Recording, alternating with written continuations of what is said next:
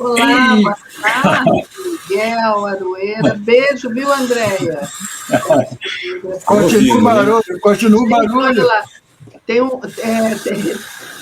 uma coisa assim, um monstro aí atacando a Aroeira.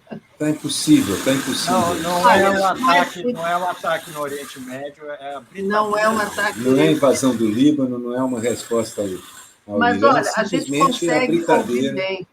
A gente ouve você bem. Aí, quando você não estiver falando, você tira o som. Eu não Vamos ouço tentar vocês fazer bem, inclusive. Não? Não, por causa do barulho aqui.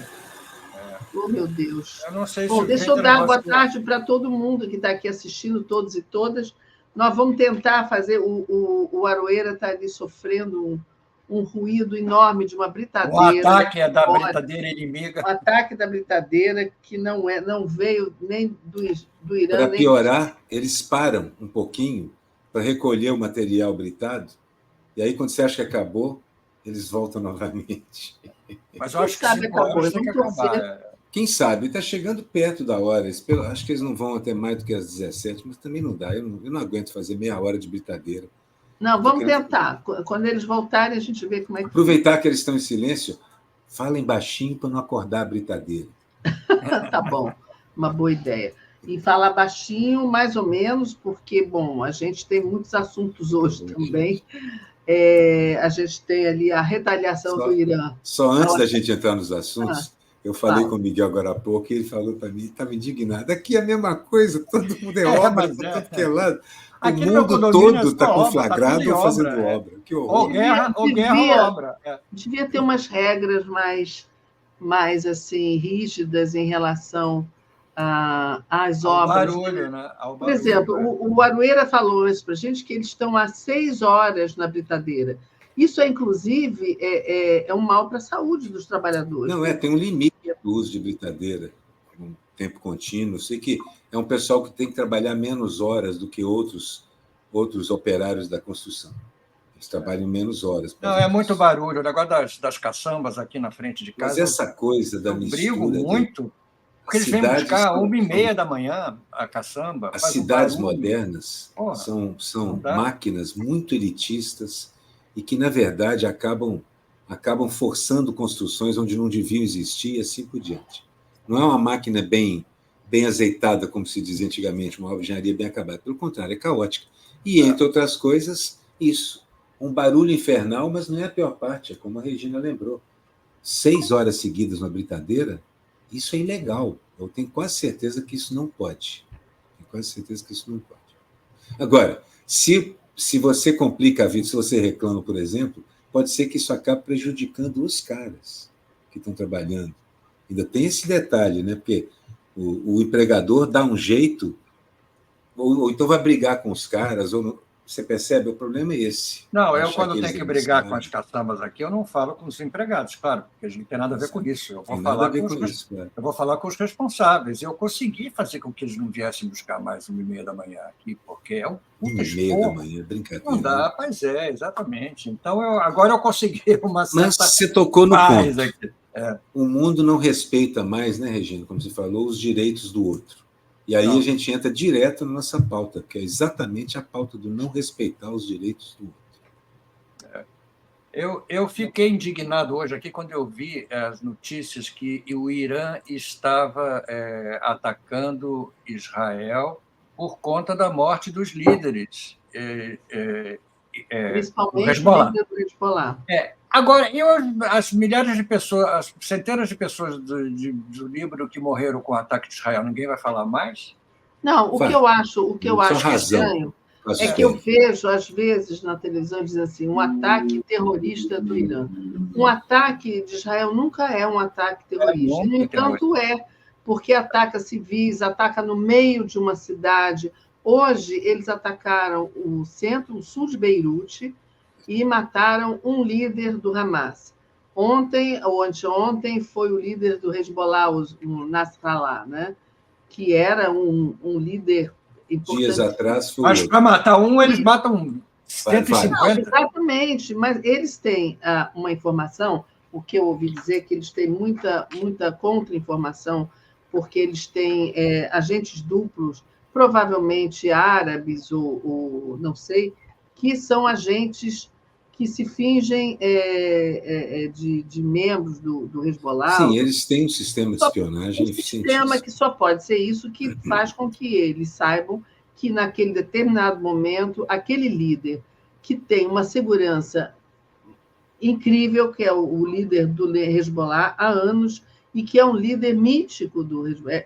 O Irã está respondendo por conta da morte dele. Né? E aí, no entanto, eles sabem exatamente a hora, onde ele está, que local, que horas, acertam, então, claro. Vou fazer uma pergunta aqui. Eles sabem que é o prédio... Uma pergunta aqui. Só um minutinho. Eles sabem que é o prédio, que é o lugar, eles explodem o prédio, já mataram mais de 1.000 pessoas no Líbano, e hoje o Irã está disse na ONU, Israel não ouse responder a esse ataque já é uma resposta ao que eles fizeram, não ouse responder porque nós vamos responder de forma ainda mais esmagadora. Ou seja, está aberto o conflito e generalizado. Aí vamos ver a minha pergunta.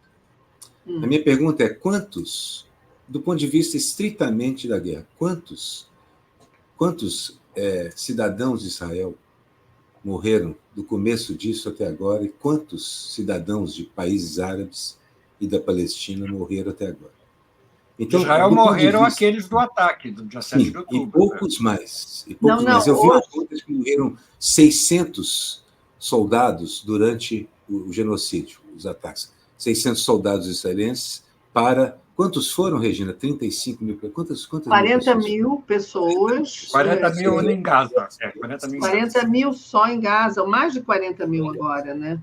Agora, hoje teve um ataque em Tel Aviv de 2 homens armados, eles mataram 6 pessoas, feriram muitas outras a tiros e foram mortos, obviamente, né? Isso é o que eu acho que vai acontecer.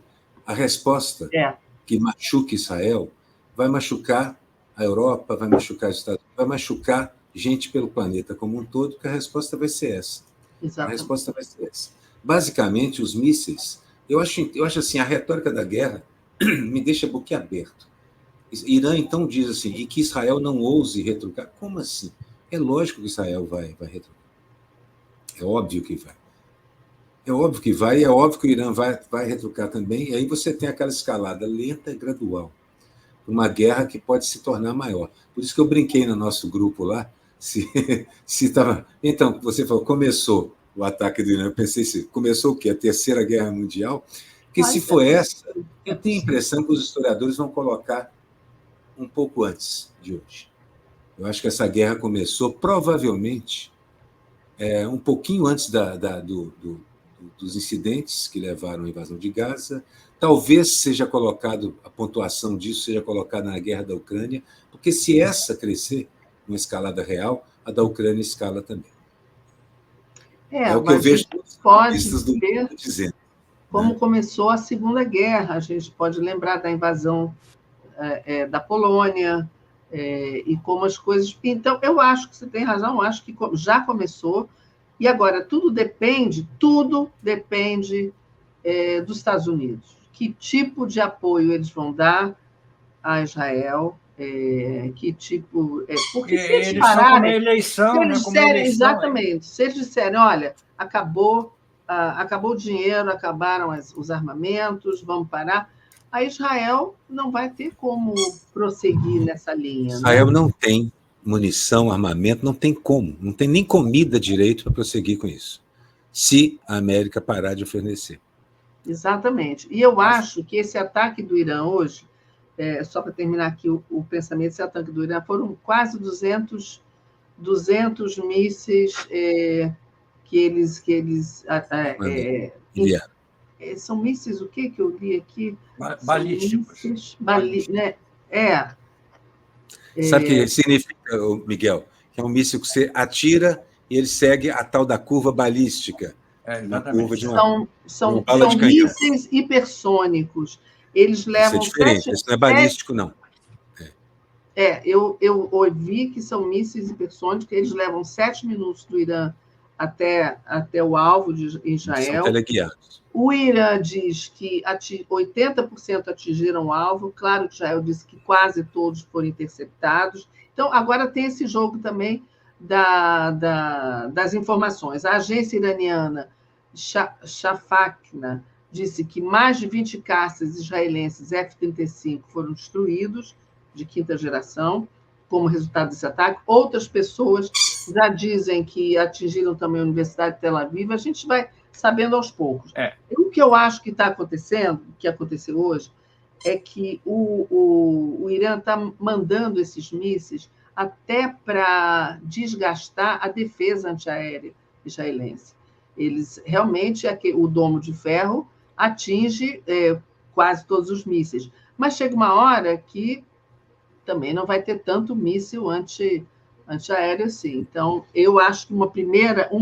Se eu ficasse aqui pensando, se eu fosse uma estrategista, bom, manda um monte de mísseis, eles gastam todos os mísseis para interceptar, tem razão.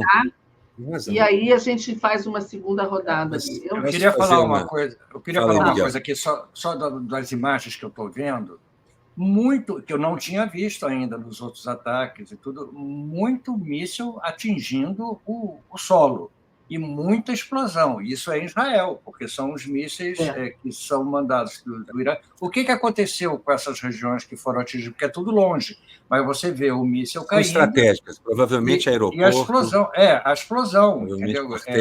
Não tive notícia ainda de mortos, de feridos, de nada disso. Mas até pela descrição de que foram vários aviões... Muito míssil caiu, exatamente. Não deve ter atingido o aeroporto e tal. Por outro lado, o fornecimento disso está ancorado numa das indústrias bélicas mais poderosas do mundo, que é a norte-americana.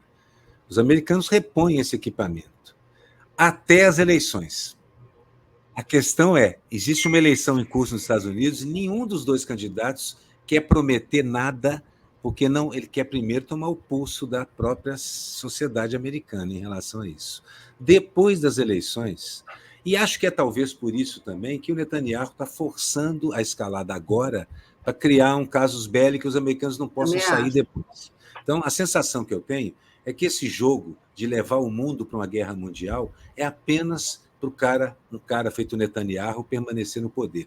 Me digam se esse não é um dos maiores criminosos de toda a história da humanidade. Que arrastou o mundo para uma terceira guerra mundial apenas para se manter no poder. Já matou 40 mil pessoas em Gaza e mais não sei quantas mil no Líbano para poder ficar no poder.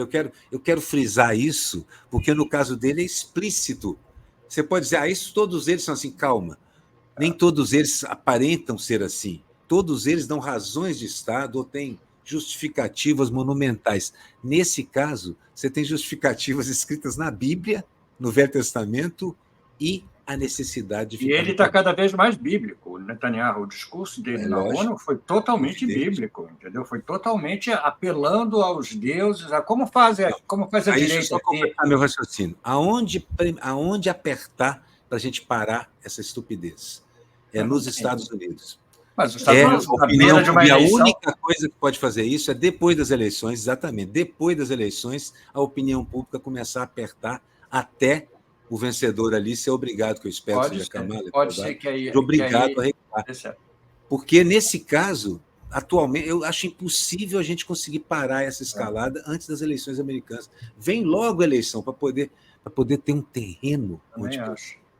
Os nossos ouvintes aqui nos esclareceram várias perguntas sobre os mísseis hipersônicos. Aonde foram parar? Destruíram 3 bases perto de Tel Aviv. A gente não tem certeza, ninguém ainda tem certeza. Eu tenho certeza que as forças israelenses não vão falar muito das perdas, não vão dizer que foram atingidos, provavelmente, para não ficarem enfraquecidos. Mas é isso, eu acho que são os americanos que vão poder parar isso, mas nada vai acontecer antes das eleições. E eu não tenho certeza de que forma que isso vai afetar a eleição americana. Provavelmente, uma guerra ali mais disseminada ali pode favorecer o Trump, né? Vai alterar o discurso deles agora. Daí provavelmente vai falar mais sobre Israel, vai falar mais que defende Israel, enfim. Não, pois é. Daí a questão do Biden no momento. Ele deve estar mandando recados para o Netanyahu de todo tipo. Para com isso, interrompe. E o Netanyahu sabe muito bem quem está na mão dele agora é o Biden. Porque ele está provocando o Irã. Claro. E a América bota um limite claro. O Irã é o inimigo dela ali. Você percebe? É um jogo extremamente cruel, frio, é calculista ao extremo. Ele parece um personagem de É uma psicopatia. Chega a ser uma coisa... Parece um super vilão de quadrinho. E ele sabe que o Biden não vai reagir agora. Ele não vai mudar a posição dele agora, ele não pode. Nem é capaz, do ponto de vista dele, né? Você esperava isso, Miguel, Regina? Que o mundo virasse um monte de super-heróis e vilões de capa e espada? Porque nós temos Elon Musk, que é mais super vilão. Eu acho que é mais super vilão. É mais assim. São todos esses super vilões. Nós temos o Musk, que é um super vilão. Tipo um Tony Stark. É vilão de quadrinhos, né? Vilão de quadrinhos. Temos o Netanyahu, que é um super vilão. É evidentemente um super vilão do pior tipo. Do pior tipo. Lembra o Caveira, que é o vilão nazista lá do mundo Marvel. A verdade é o seguinte, é que a caricatura chegou ao poder. O Chico Caruso aqui no Brasil isso. Você tem isso, tem o Marçal. O Chico Caruso sempre falava isso. A caricatura está chegando ao poder. Não é que chegou mesmo? Os personagens com quem a gente convive são caricaturas. São caricaturas. Eles são caricatos. Caricaturas do mal.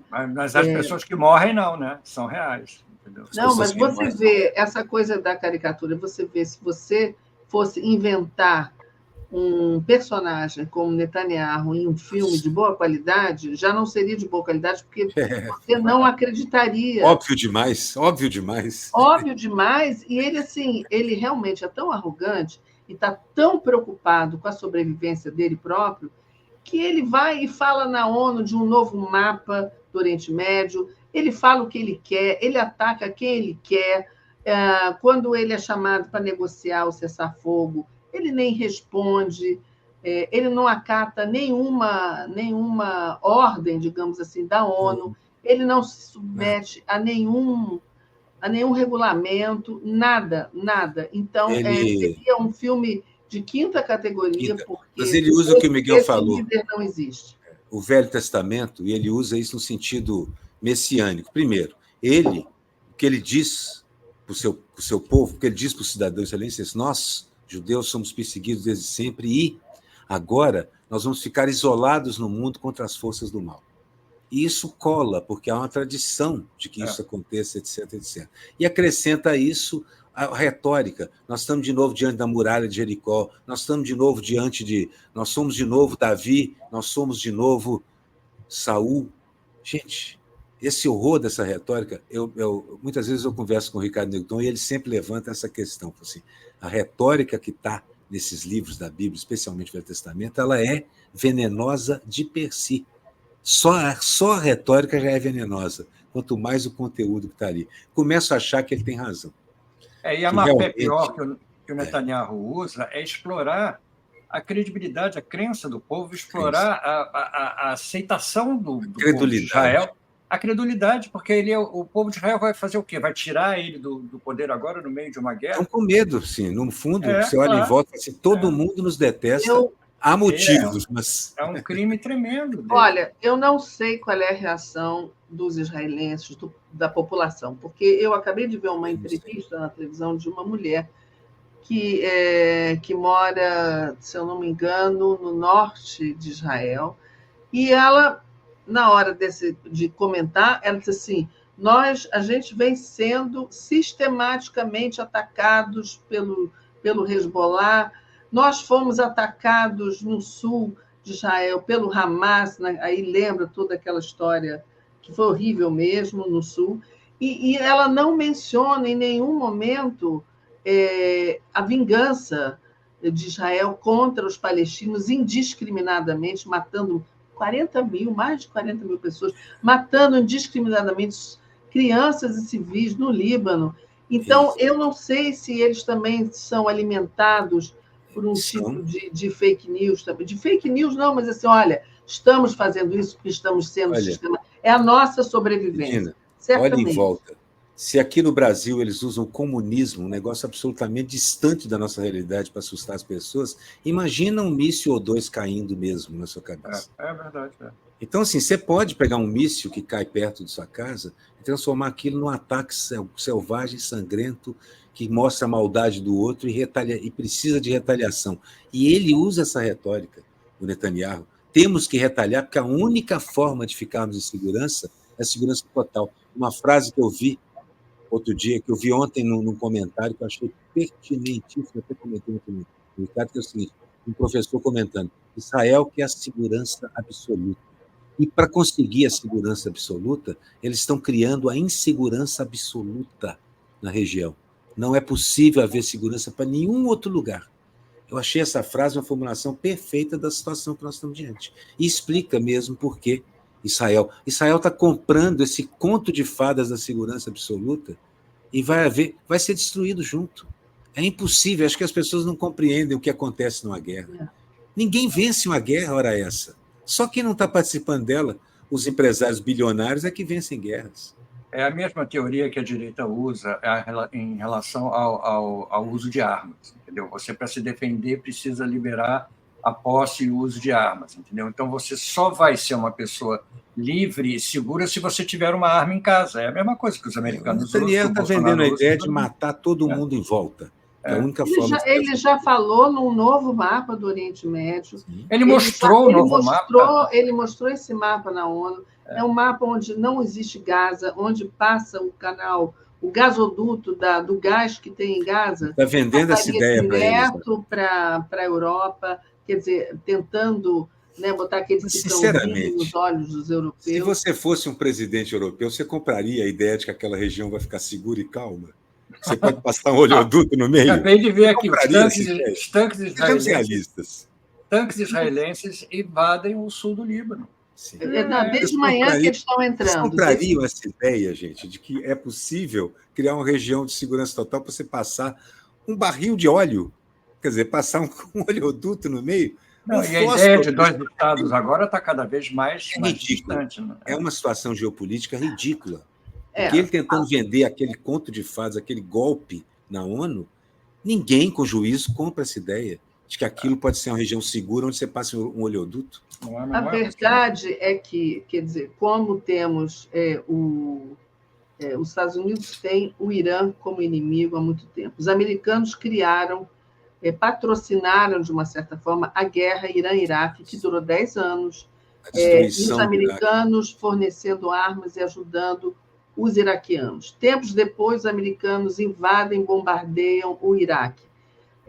Depois, já com Obama, né, foi ataque à Síria. Antes disso, ataque à Líbia. Eram países organizados, assim, eram países soberanos, organizados à moda deles, com a cultura deles, mas eram países, inclusive, que não eram religiosos, nem a Síria, nem a Líbia e nem o Iraque. Estados laicos. Então, o que acontece? Você tem um panorama agora que você não tem...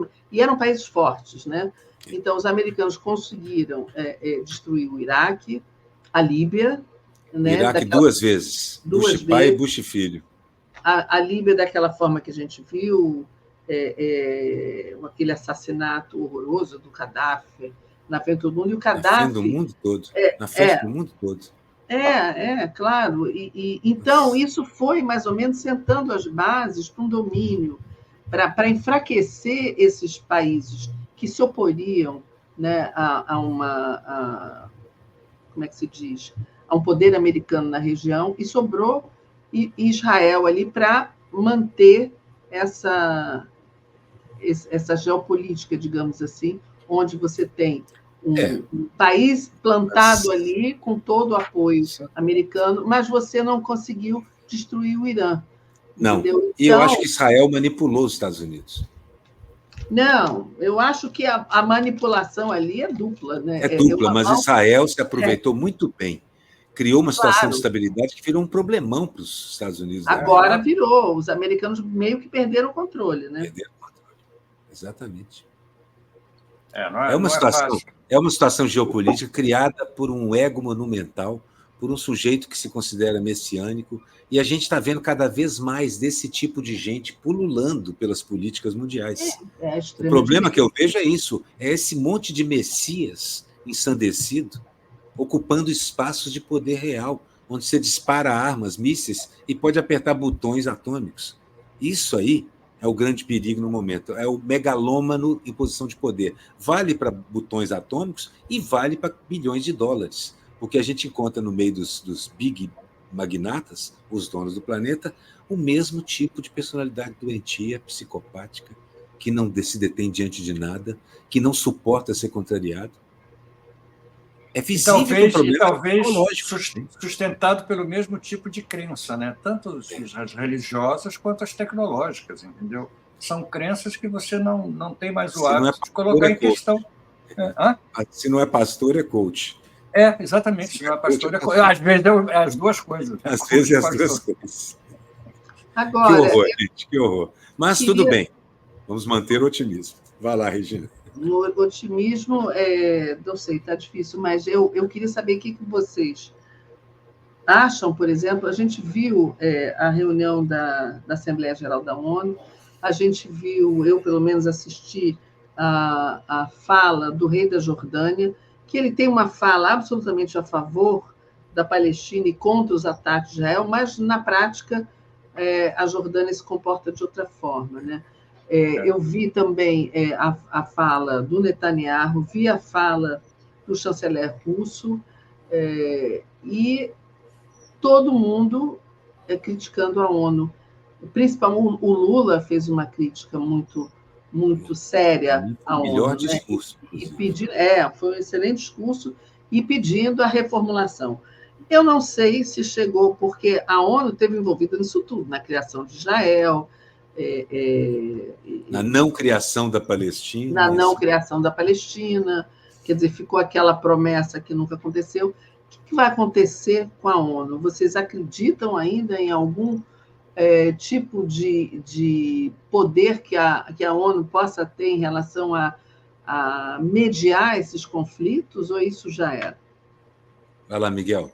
Olha, eu acho muito difícil, a essa altura do campeonato, que a gente ainda espere alguma coisa da ONU, entendeu? Porque ela foi muito enfraquecida, e a gente está vendo aqui que não interessa nem aos países, nem às big techs, que a ONU volte a ter uma importância, entendeu? Então, vai ser assim uma crônica de uma morte anunciada. Ela vai perdendo a importância, vai virar um escritório burocrático, entendeu? Vai virar uma coisa que vai cuidar talvez da agricultura, talvez dos refugiados, ainda pode ser, entendeu? Mas em termos de palpitar, de influenciar nas decisões dos países, acho muito difícil que isso volte a acontecer.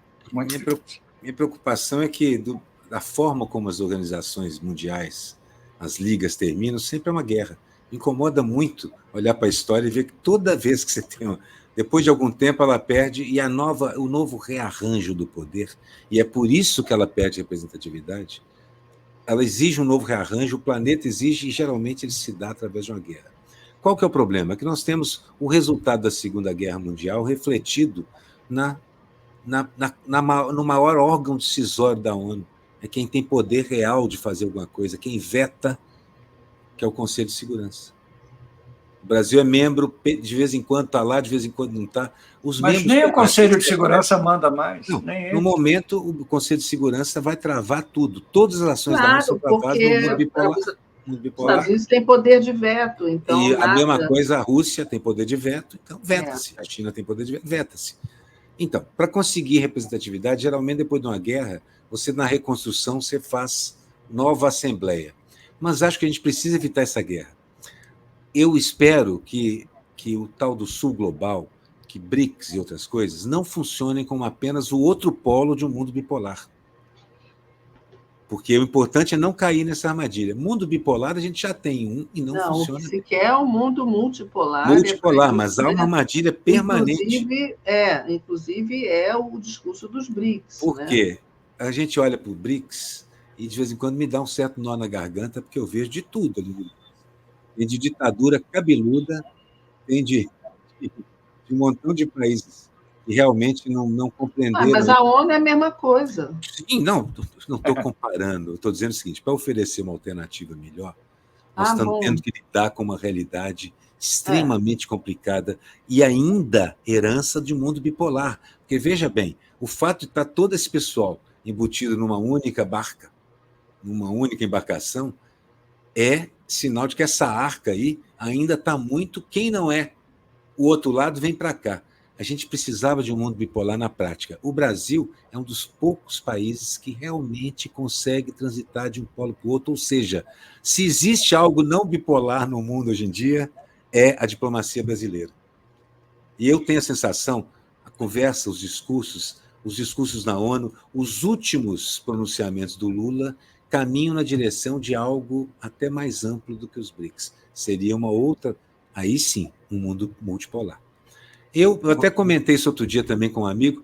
Será que o Lula não está perseguindo uma espécie de quinta internacional, de procurar, por exemplo, todas as posições políticas que hoje são pró-civilização, antifascistas, antineoliberais, etc., etc., antibipolaridade, e organizar isso? Mas aí existe também um comprometimento com as democracias, ou o máximo de democracia que a gente quer. Hoje em dia, Regina e Miguel, nós somos o guardião, a democracia burguesa, quem diria, virou uma coisa importantíssima para nós, porque é a única coisa entre o mundo e o fascismo. E o fascismo não vai dormir nos próximos 20 anos, não vai mesmo. Você fez uma analogia à arca, né? Eu fiquei pensando aqui na Arca de Noé, que é um pouco uma analogia disso, né? Você juntou os bichos todos para sobreviver a uma enchente, a uma grande enchente, uma grande tempestade. Só que hoje a ONU, enquanto a Arca de Noé, todo mundo já desceu ela da não barca. Funciona mais. Tem gente pescando, tem gente... A barca furou, entendeu? Está entrando água, não tem mais... Mas eu acho que ela pode ser recuperada. Bom, pode ser. Era só que o Conselho de Segurança precisa ser reformulado. Eu lembro dessa tentativa também de você ter um mundo mais equilibrado quando havia o movimento dos países não alinhados, do qual o Brasil fazia parte. O Brasil quase liderava, também um momento da diplomacia bem importante no mundo inteiro, havia reuniões dos países não alinhados. A ideia é que não houvesse alinhamento automático, nem com os Estados Unidos, nem com a União Soviética. Na época, era a União Soviética ainda. Então, são exercícios, são movimentos. Agora a gente está vendo os BRICS. E é claro, tem país de todo tipo, e é impossível você querer... Quem é que vai impedir? Quem é que vai dizer, não, você concorda que a lógica é bipolar. O meu regime é melhor que o seu. Aí tem que haver as Então, você vê, a lógica que restou é herdeira da bipolaridade. É o que nós temos. Então, do ponto de vista formal, o BRICS é o que nós temos. Não é uma proposta de mundo multipolar. Mas o périplo do Lula pelo mundo e o que restou dos países não alinhados, por exemplo, a África, a China é mais propensa a boas conversas nessa direção do que a própria Rússia, que tem essa querela mais complexa aí com a Europa toda. A África é um lugar perfeito também para você conversar sobre não alinhamento. A África geralmente é ignorada por todos os lados. Aconteciam muito na África. Claro. Agora, não são os BRICS que vão determinar o mundo multipolar. Não. Sabe? O mundo multipolar vai ser determinado pelos próprios acontecimentos, pela daí a posição do Brasil. Exatamente. Então, não é assim, os BRICS agora vão determinar aquilo. Não, as coisas vão se movimentando de acordo com o que vai acontecendo. O dinheiro, o poder, os armamentos, né? Isso dinheiro, importantíssimo. O dinheiro, claro. E aí os BRICS entram nessa história. O fim do padrão dólar. Aí eles têm uma participação importante. Então, são várias coisas, né, que vão determinar uma mudança geopolítica no mundo. Digamos que ainda é uma ferramenta bipolar, mas que ela pode abrir espaço para multipolaridade, porque se você, por exemplo, conquista isso, retirar o dólar de padrão de comércio, se não é mais o padrão dólar, a única moeda, você já consegue abrir portas em tudo que é lugar do planeta. De cara. Daí a importância de discutir esse padrão. E foi o Lula que lançou isso também, que trouxe essa conversa, que foi hostilizada na nossa imprensa, mas o planeta inteiro sabe que é a única coisa que pode derrotar o Império. É a única coisa que pode derrotar o Império. No momento não é nem o poderio militar, é o poderio dólar. É o fracasso desse sistema econômico como ele exatamente. Que a gente já está vendo, né? Esse surgimento, esse apoio à ultradireita tem muito a ver com isso, com a crise do capitalismo, do neoliberalismo. É muito a gente complicado. Tenta diminuir, né? Aquele negócio que a gente sempre brinca aqui, que é o Godzilla caindo, destruindo Tóquio. Vamos tentar botar umas redes de proteção para salvar os edifícios de Tóquio, enquanto o grande Império Americano desaba. E aí o BRICS pode funcionar como essa rede de concreto para proteger, com um padrão econômico alternativo, com um padrão cultural alternativo também, porque se é uma coisa que você tem nos BRICS, é cultura. Mais até do que dinheiro. Não, dinheiro tem bastante também por causa da China, mas mais do que dinheiro, que você tem uma cultura riquíssima, pujante, impressionante. Eu vou começar a botar stars para dar tempo. Vamos, senão então já temos uma conclusão. Multipolaridade é a saída para o planeta. A ONU, tadinha, ela é bipolar demais. Falando em ONU, está aí a ONU. A ONU não tem mais força. Quer dizer, sempre foi dominada, né, pelos vetos dos países. Mas enquanto representava a correlação de forças que existia no mundo, ainda tem algum sentido. No momento, o próprio Conselho de Segurança não representa mais a correlação. Não representa. É muito diferente o mundo que existe hoje do que está ali no Conselho. Isso é sobre as invasões, né? Assim, os céus de Beirute, hoje tem um dos cavaleiros do Apocalipse está correndo por ali. E os outros vêm atrás. Né? Atrás da guerra vem a peste, a fome e a morte. A morte. Ainda sob o assassino dos nossos tempos, né? E com aquela fumaça laranja, eu fiquei impressionado com aquela fumaça laranja daqueles ataques ao Líbano. Fala. Miguel, o Ivan está perguntando se você é o pai do Pedro Paiva, nosso correspondente. Não, só temos o mesmo nome.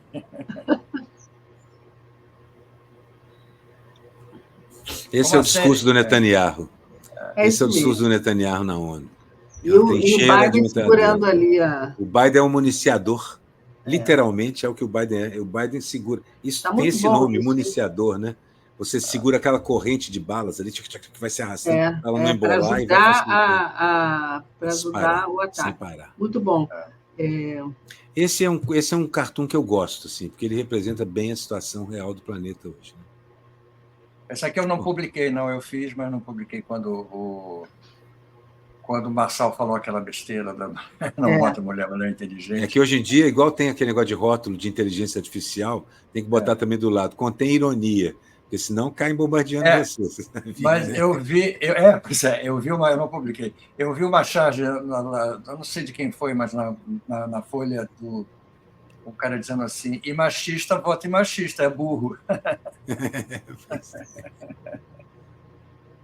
Muito bom. Essa é a de hoje, que assim, eu ando angustiado com a eleição de São Paulo. Por quê?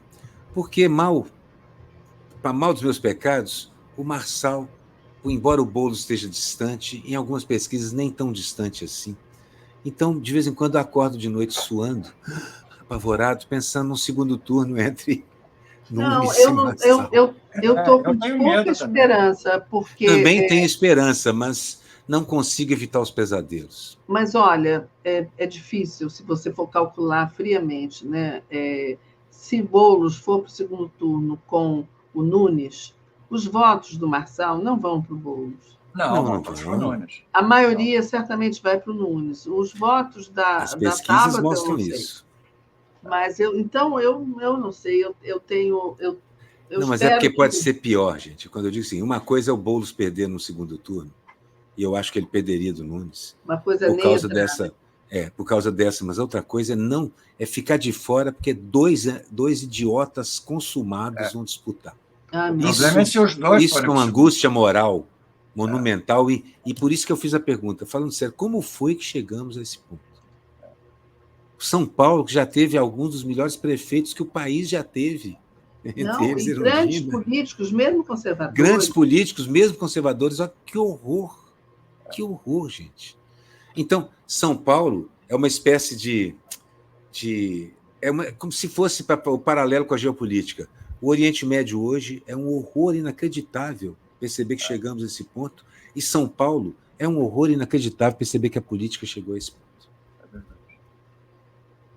Mais ainda daquela situação, ainda o mensageiro da morte voando sobre essa vista aérea de cidade que agora eu tenho usado mais, infelizmente, porque eles estão bombardeando direto. Ele mandou um recado para o Irã, para a população iraniana, dizendo: vocês serão libertados.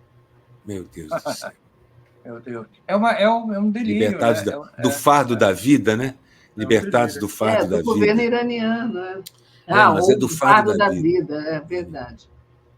Delirante total. É um horror. Essa é a decisão da Carmen que eu achei, a frase que ela usou, tomem tenência. Eu achei perfeita para esses criminosos que hoje em dia são candidatos em tudo que é lugar do país. Tem criminosos sendo candidatos em tudo que é lugar do país. Gente que é criminoso de papel passado, vamos dizer assim, criminoso ajuramentado, criminoso que tem capivara, folha corrida e assim por diante. Isso aqui é uma homenagem que eu fiz para a Natália, nossa querida colega. Nossa querida Natália, nossa colega que se foi. Sim. Morreu na Escócia. Circunstâncias estão sendo investigadas. Não sei o que foi feito. Estão investigando, né? Estão investigando. Ontem, conversando com o Ricardo Neguton, que falava muito com ela, e fala muito com os amigos, tem amigos em comum, estão investigando, e é possível que tenha sido mais um dos horrorosos casos de violência sexista, de relacionamentos tóxicos, e psicológica, feminicídio, de violência psicológica. E é impressionante como o raio cai no nosso lado também. E ela é uma menina muito forte, que talvez tenha segurado isso mais tempo do que devia. O fato é que isso é mais um dos horrores dessa distopia que a gente já vive, né, Regina? Né, Miguel? A gente já vive uma distopia real. Já vive. Uma violência psicológica pode levar você a fazer coisas... Isso aqui é a partir da frase que ele falou, que ele dizia que tinha que fingir que era imbecil. Eu acho que ele finge que é imbecil para todo mundo pensar que ele finge que é um imbecil. Mas ele é um imbecil. Quem gosta de fingir que é um imbecil, se não tiver uma missão para isso, é porque é um imbecil, né? Se não tiver uma missão, é ótimo. Minha missão é essa, vou fingir que sou imbecil. Mas acho que ele tomou gosto, viu, Regina? O papel de imbecil, gosto, né? A alma de imbecil cabe bem nessa carcaça. Ele já vem fazendo esse papel há muito tempo, provavelmente. Né? Essa é a realidade exatamente. Senão ele vai ser destituído e preso no dia que o conflito acabar.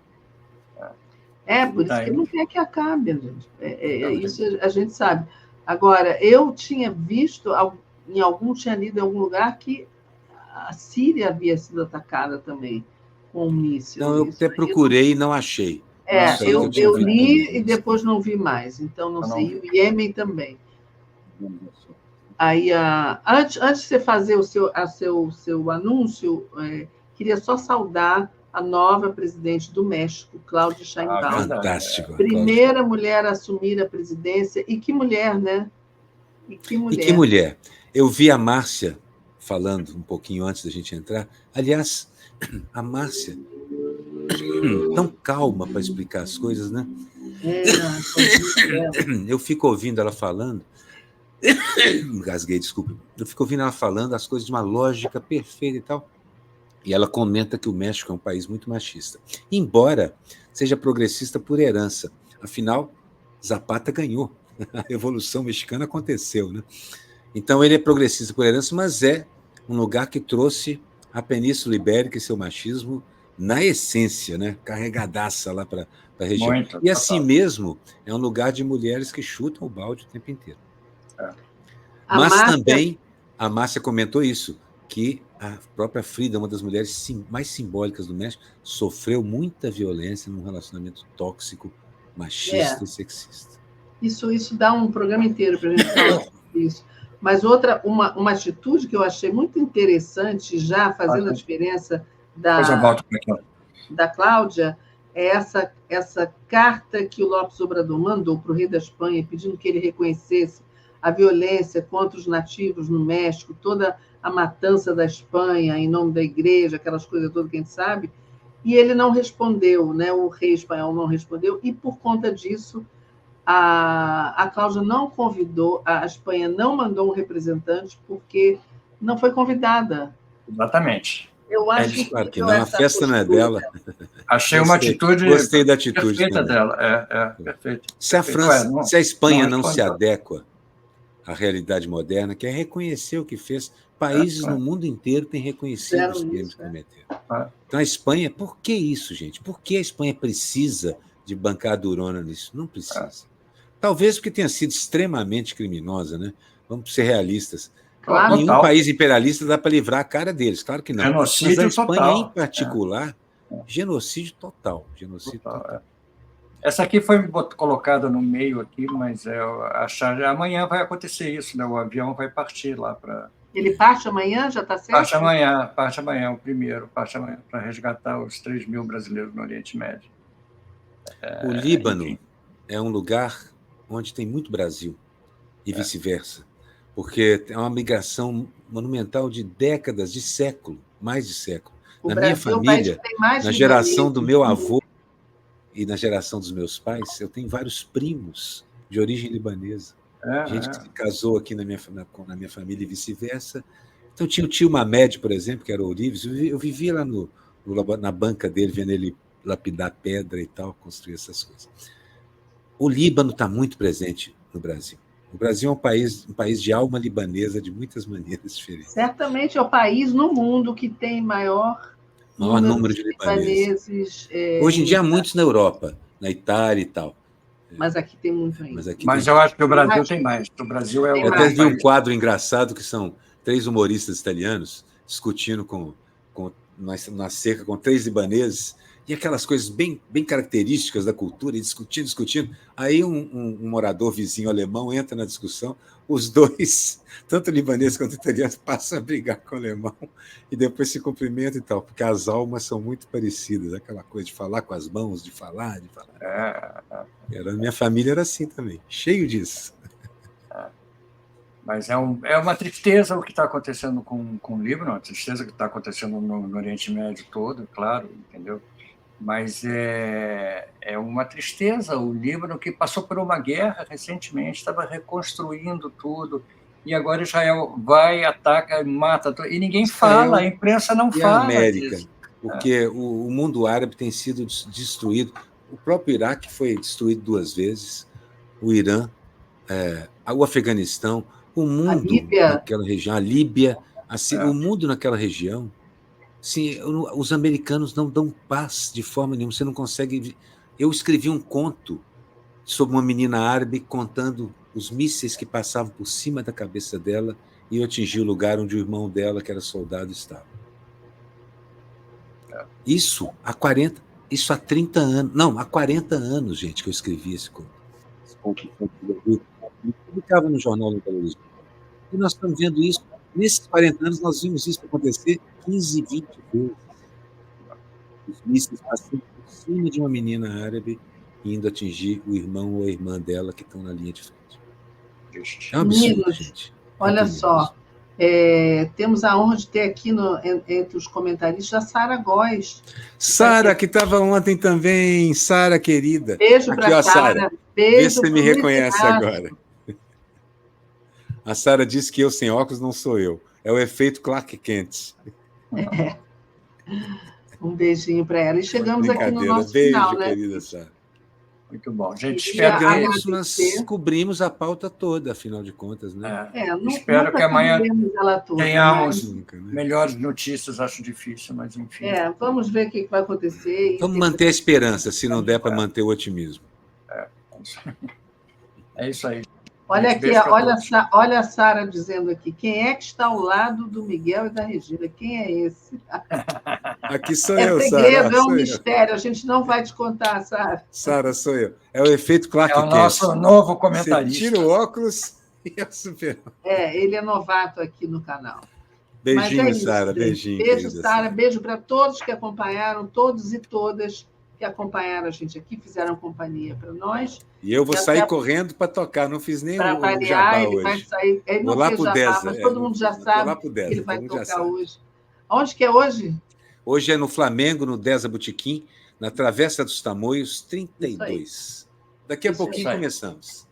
Tchau, tchau. Beijo, gente. Um beijo para todos e até a próxima. Tchau, tchau.